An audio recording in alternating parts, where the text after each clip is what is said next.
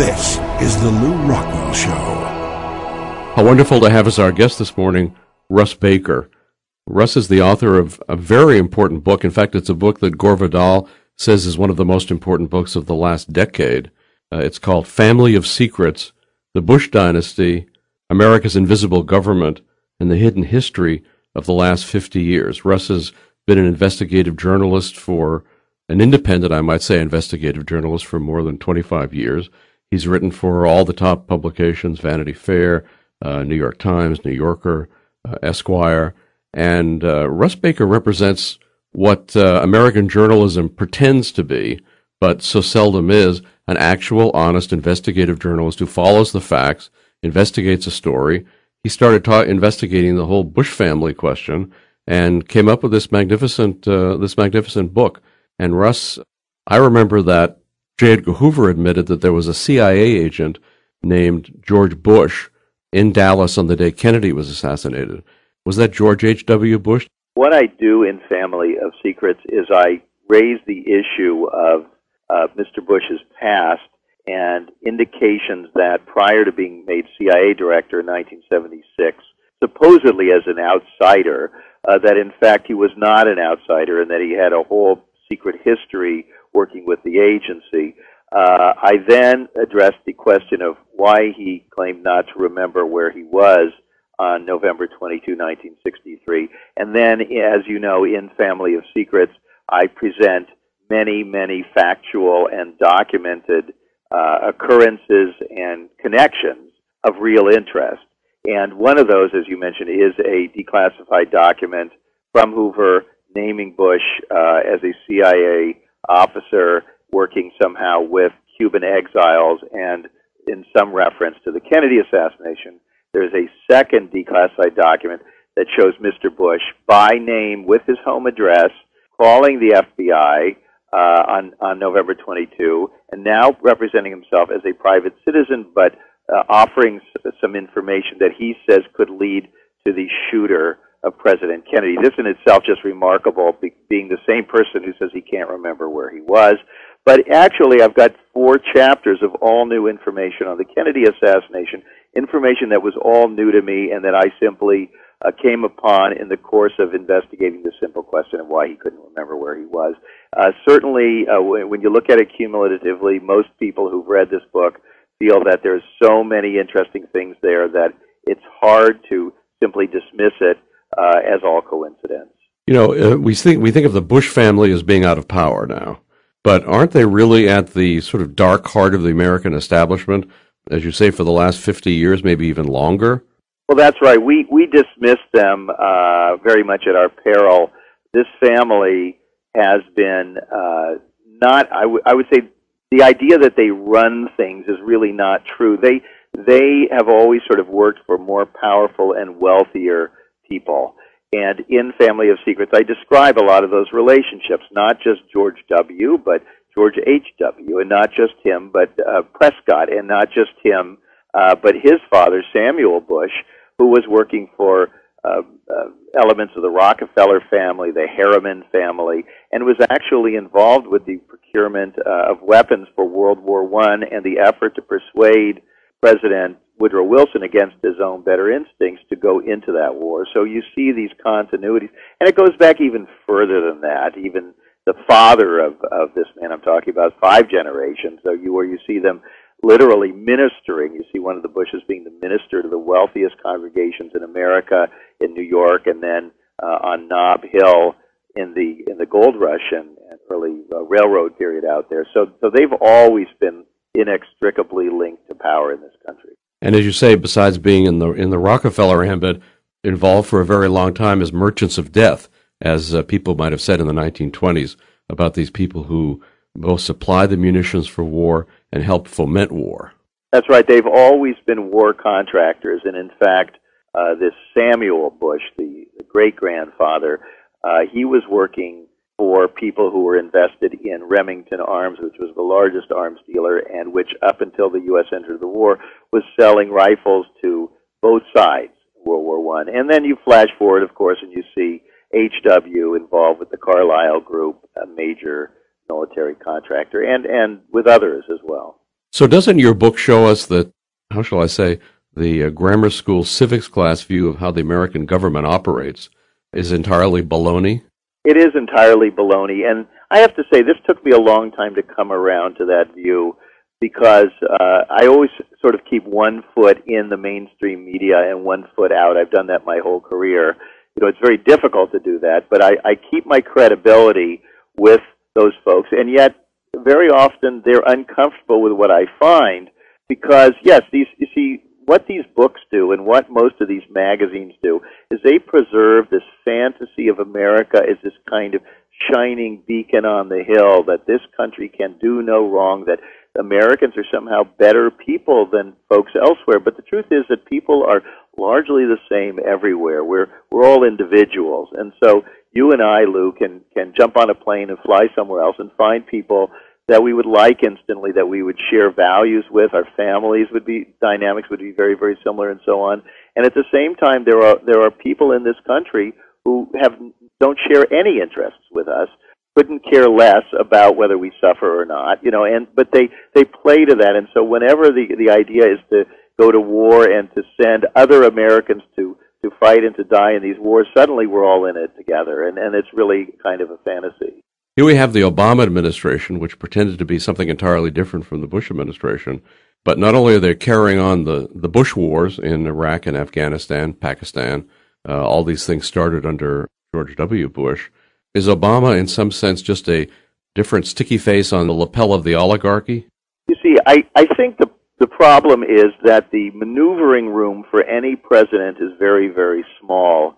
And we kind of make a mistake when we think that American elections and the personalities of presidents and would-be presidents are the key issue, because that's not the key issue. The key issue is these continuities of power of these elements that we simply don't talk about and don't look at. If you study, let's say, the Forbes 100 or something like that, the wealthiest people in America, we've never even heard of most of those folks because they prefer to remain very much in the background, which makes sense, because when you have that much money and everybody else is losing their homes and so on, you don't want to be in the spotlight.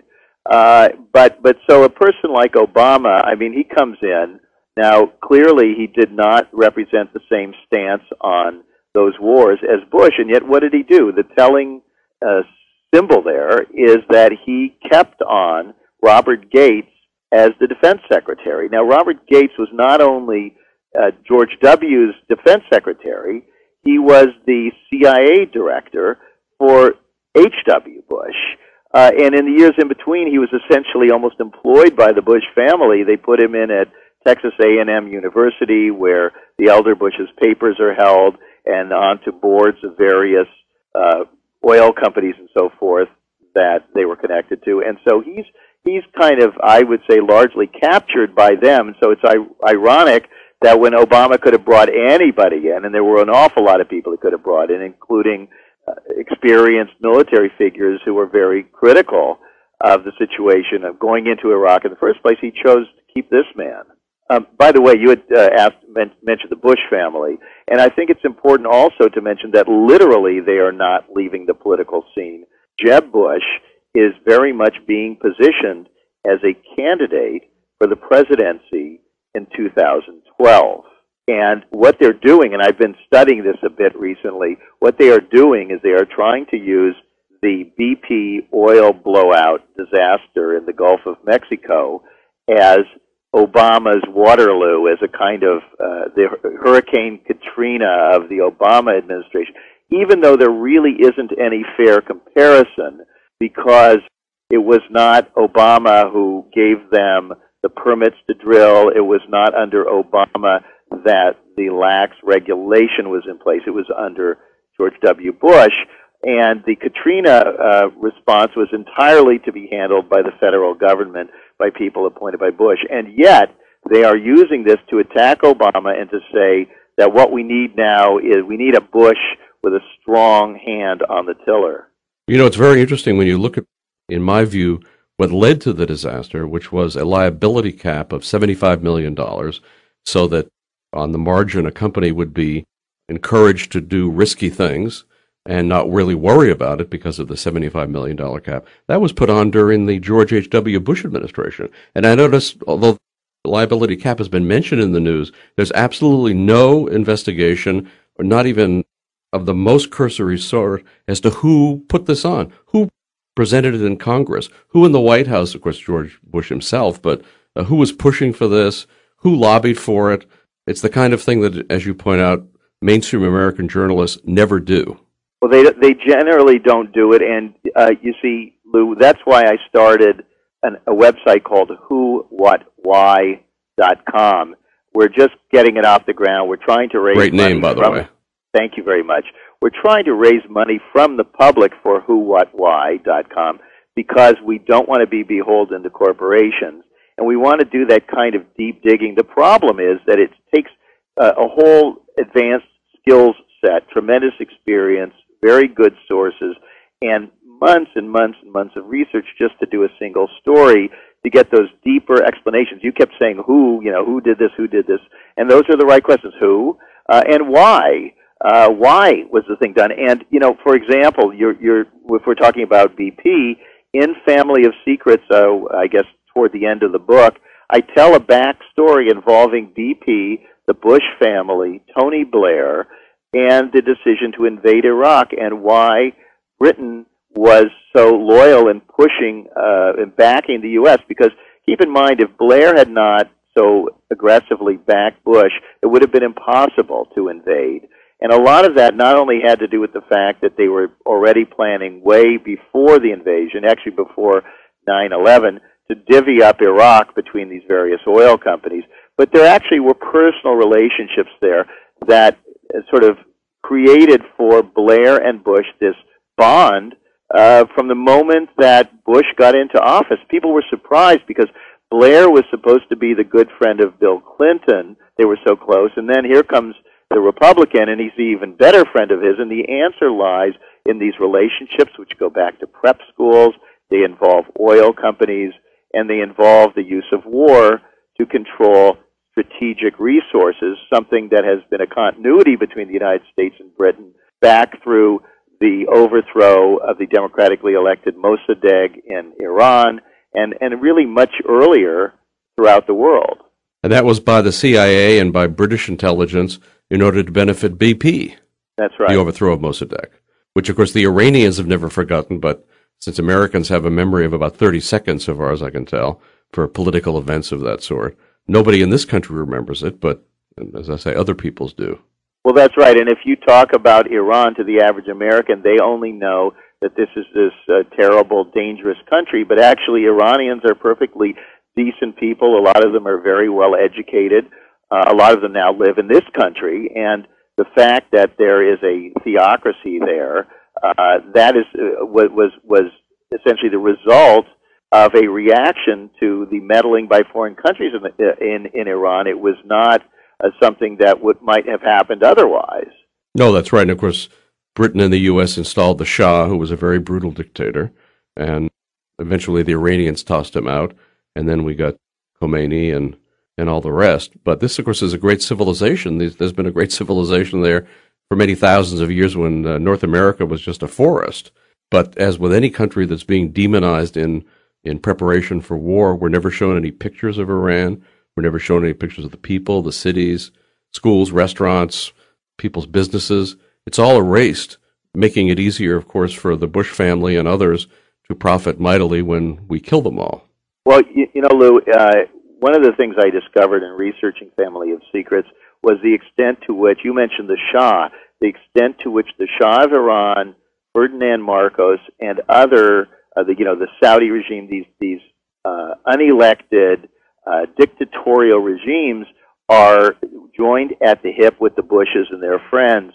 We talked about earlier, they stress nationalism when it comes to us, but for themselves, it's all globalization. It's all wealthy people, and who in many cases have ill-gotten gains. I mean, have literally, they've basically raped the treasury of their own country, impoverished their own people for their own personal gain. It was theft, and that money is being circulated, and you see it as I describe it in the book. they circulate it through these companies that George H.W. Bush was involved in. They circulated through companies that George W. Bush was involved in before he got into politics. Did the Bush family get paid off by the Kuwaitis to encourage them to start the first war against Iraq? That was always a rumor that they'd gotten $1 billion payoff from the Kuwaiti royal family to put them back in power. I don't have any verification of that, but there's no question that Saddam Hussein was basically sort of, he had a beef with the Kuwaitis over slant drilling, basically drilling into his territory, and he felt that he had to put a stop to it. And, other countries do things like that when they think people are out of hand. Like, look at Britain with Argentina in the Falklands Island. I mean, many, many countries will take an action against another country when they feel that they're infringing on their territory. And so, that story, he checked with the U.S. ambassador, and she said, we don't think it's our business. Yes. And then he went in there, and then they came after him. So in that sense, it sort of looked like a setup. Yeah, it did look like a setup, and I've always been suspicious that the Bushes profited in a number of ways out of that.